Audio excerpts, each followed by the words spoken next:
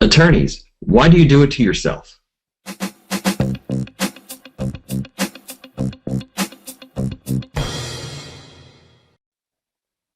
Welcome back to Training for Trial with your host, Robert Graff of GraffStandard.com. Rob, we're launching a 4-part series on really boosting courtroom confidence. You said today we're talking about why do attorneys do it to themselves, do what to themselves? What are we going to talk about in this episode? We're going to talk about how that if attorneys keep living with a fear of going to the courtroom and performing well in the courtroom, it's only going to create a self-fulfilling prophecy where they're not going to be doing a good job for their clients, the thing they were worried about in the first place.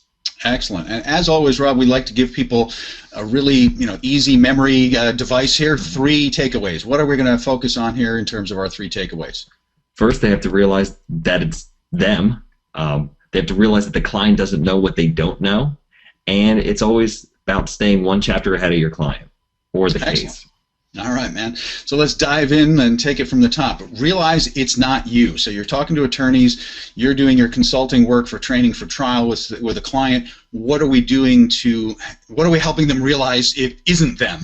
Well, actually, it's realizing that it is them. Realizing that it is them, yes. Yes, it is their fear that is getting in the way, and it is their issues. It's not always the case. It's not the judge. It's not the opposing counsel. It's not the other attorney. It's not everything that we're always saying. It's somebody else doing this to us. Like, why is this happening again?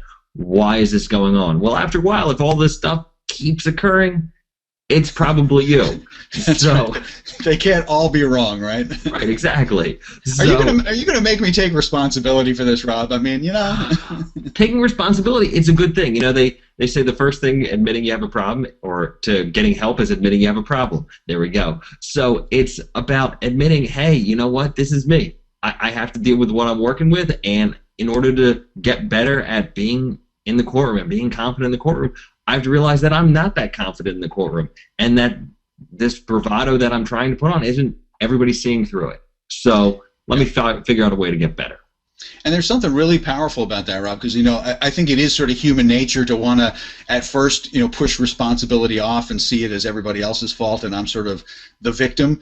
But the beautiful thing about realizing that it's you and that it is your confidence is that you're moving the control back to yourself, because you can do something about it if it is your responsibility. You can't do anything about it if it really is the judge or the jury or your the whole courtroom situation, right? You can't fix that part.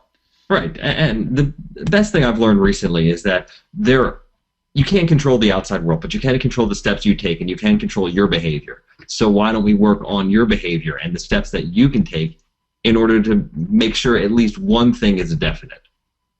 So admit that there's a confidence issue, take control of that, and then find actual solutions for it, and you're on the road to a much better place. So let's move on to your second point here, Rob. You said, and I hope you've been enjoying this conversation that Rob and I have been having, but the rest of this conversation lives inside Rob's site. So come over to GraffStandard.com and look for the Training for Trial button. Just click that button. It's a free membership. Not only do you get this entire episode, but a depth of content. Rob has been creating tons of great information. It's all there in the Training for Trial section. So go to GraffStandard.com right now and click the Training for Trial button.